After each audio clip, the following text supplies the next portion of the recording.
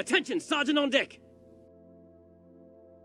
Clone Commander CRC-7482 stood silent on the bridge of the RAS Shorkin as it travelled through hyperspace, with the eerie blue light of the space making the entire bridge look surreal. The crew of the bridge, consisting entirely of clones, was silent, watching their scopes and habitually checking on vital ship systems. This wasn't anything out of the ordinary. Silence was generally the pre-battle norm for warship crews, especially in hyperspace. 7482, or Watcher as his men called him, wasn't the only non-helmsman on the bridge, of course.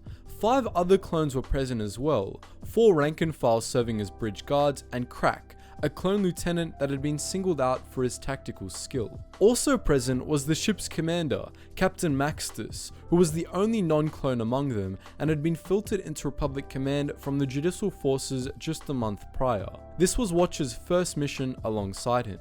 Maxtus was from Alsacan, and though Watcher hadn't yet seen him in action, the level of competency the men had displayed so far had made a good first impression. As Watcher looked down at the yellow striped clone helmet in his hands, one of the helmsmen spoke up. Sir, we're coming up on Hypori.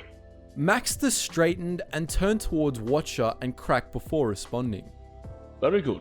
Commander, Lieutenant, now would be a good time to discuss strategy. Watcher and Crack both nodded, and the 3 men strode toward the hollow projector table near the back of the bridge. Crack punched a few buttons, and the projected image of the planet Hypori sprung up. Around them, other displays glowed to life, providing comprehensive analyses of Republic intelligence reports, Hypori's climate and composition, and the logistics of the force carried aboard the Shorkin. Crack pressed another button, and a cluster of red dots sprang up across a wide swath of Hypori's northern hemisphere. Crack began to recite what they knew about their mission. As you were almost definitely told, Republic intelligence recently discovered that the Geonosians had built huge underground droid factories on Hypori. We have reason to believe that Hypori is one of the CIS's primary factory worlds and is cranking out B1s and B2s at rates comparable to dedicated mech worlds like Medalorn or Mechas 3. Maxtus adopted a scowl. And under our very noses too. Yes, I did read the intel report, Lieutenant. What of our mission in particular? Crack continued. General Barrick wants the assault to begin in as many places at once, so as to overwhelm the enemy before they can deploy their forces. Each ship in the fleet has its own objective. Ours is right in the thick of things, near where the Jedi will be landing. He pressed another button. One of the dots near the outskirts of a larger cluster of them turned green briefly before the hologram changed entirely. A large landing platform, clearly designed with Trade Federation landing craft in mind, appeared, protruding from the edge of a sheer cliff into which 3 large gates were built. Our objective is essentially to fly in low, bomb out their defenses, and offload our troops into the breach to capture the factory. Watcher shook his head in dismay. That factory is going to be a death trap. Surely we can just bomb the whole thing out. Now it was Crack's turn to shake his head. Negative. Some sort of vital info in the command center or something. Orders came directly from the generals. There's nothing we can do, I'm afraid. Watcher let out a sigh of exasperation. As he did so, Maxtus spoke again. And what of their orbital defenses? Do we have a plan for getting past that? Crack brought back the hollow image of Hypori. Hypori seems to be completely defenseless. The Seps clearly wanted to keep this place a secret, so it makes sense why they wouldn't have a fleet there, I guess. Maxtus opened his mouth to speak again, but he was again cut off by a helmsman. Sir, 30 seconds to real space. All 3 officers stiffened. While Watcher put his helmet on, Maxtus ran to the viewports and began giving orders.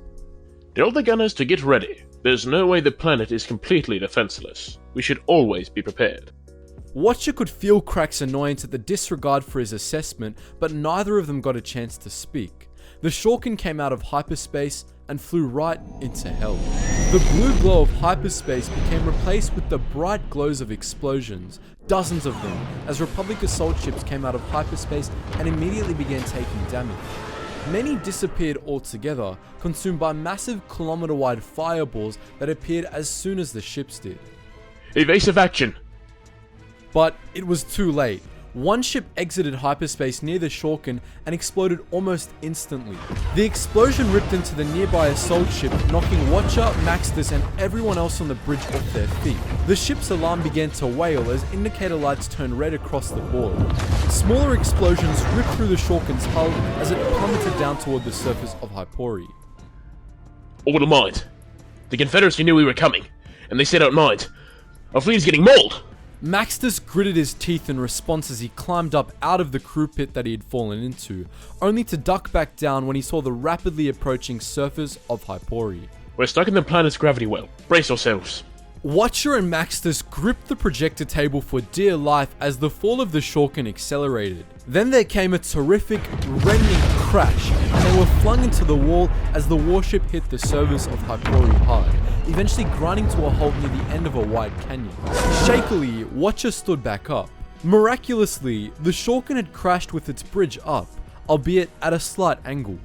The rest of the clones on the bridge were stirring, as was the captain. Here, everyone seemed to at least be alive. Slowly, he strode over to the bridge windows. The rest of the ship was absolutely destroyed. Hundreds of holes, large and small, had been ripped into the hull of the ship, and the entire starboard section of the ship had been smashed beyond recognition. At a glance, Watcher knew that he was looking at the mass grave for thousands of men. Elsewhere on the bridge, Maxtus had also returned to his feet. Status report. Those helmsmen whose stations were still functional quickly ran basic scans before reporting back. The ship is completely trashed. Most of the troops aboard are dead, and scans barely pick up more than 1,000 living beings left on the entire ship. Watcher's suspicions were confirmed. He grimaced beneath his helmet, thinking of the nearly 15,000 men that he had lost in a matter of minutes. Maxtus, seemingly, was less phased. And what of our surroundings? Are we in the clear? No. Watcher said. Maxtus and Lieutenant Crack ran over to him at the bridge windows, watching as a sea of grey armoured B-2 super battle droids began to encircle the downed warship. Watcher immediately sprang into action, activating his comlink on a channel open to any clone left alive on the ship. All men, we are under attack. Do not exit the Shulkin. Fall back to the barracks decks. If you can, block any ways in. We need to hold out here for as long as we can. Shortly after the order was issued, one of the communications officers called out to the commanders. We have visual links from multiple helmet feeds, displaying a fairly diverse selection now. Watcher, Maxtus, and Crack gathered around a bank of view screens as live feeds from 24 clone helmets popped up. Most were staring intently at sealed blast doors, and a few were staring at advancing super battle droids as they exchanged fire at some of the hull breaches. But, to Watcher's surprise, the fire quickly died down. The droids pulled back, returning to their perimeter ring around the crashed warship. Crack voiced the thoughts of all three men at once. They've got us pinned down. What in the Corellian hells are they doing? Then a message came through on Watcher's comlink. Sir, there's something here. We are... The message stopped as suddenly as it had began, with a sudden crunch. What was that? Give me that trooper's helmet feed. Now!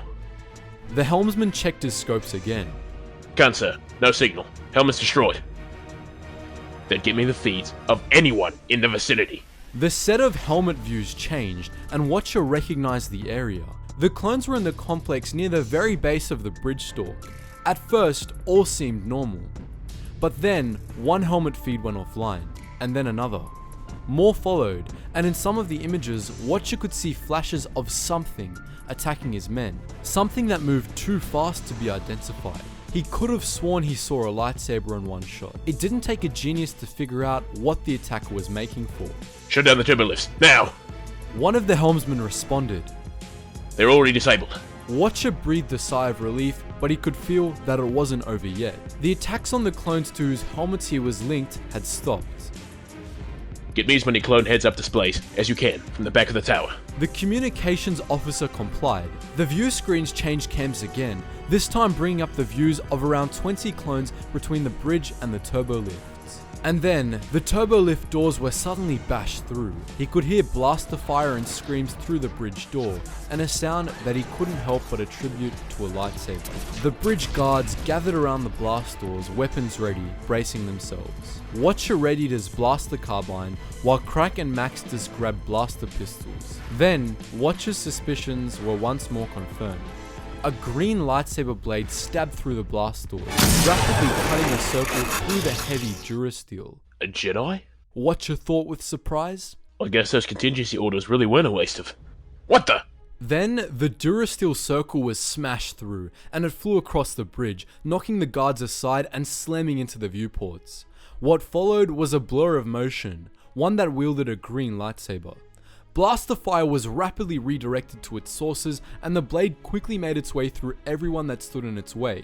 Watcher tried to lunge at it from behind, only to be kicked aside with force. He slammed into the wall as his blaster fell from his grasp, and as his helmet was knocked off by the force of the impact. In seconds, Watcher was the last clone alive on the bridge, and the blur of motion stopped and deactivated its lightsaber. Now, standing at the display table, Watcher saw a tall, white armored figure cloaked by a voluminous cape.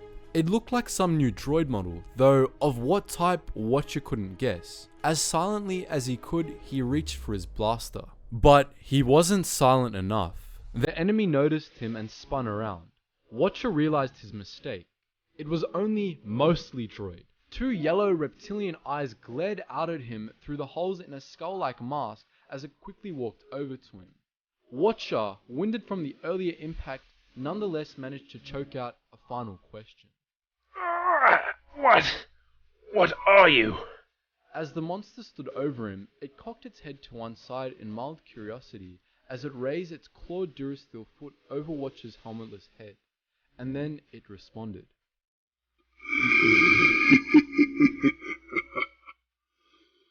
I am the future. Then the foot came down, and CRC 7482 was no more. Well guys, that was our rendition on the devastating Battle of Hypori, and just to make it 100% clear once again, this is just based on the information of the battle we have. This is not an actual scene that we've got and that I've just narrated.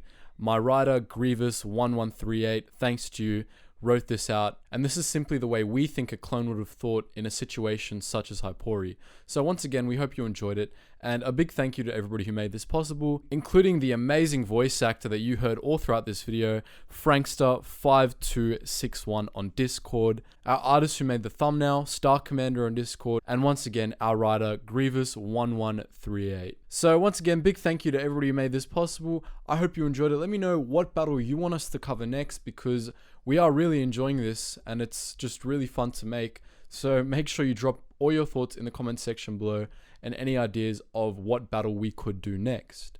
And just before you go guys, if you are an avid history fan, I have the channel for you.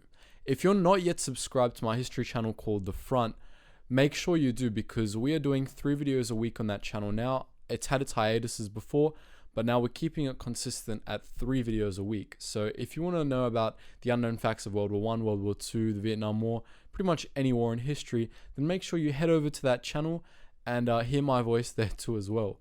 Anyways guys, as always, thank you so much for watching, and I hope to see you in the next video.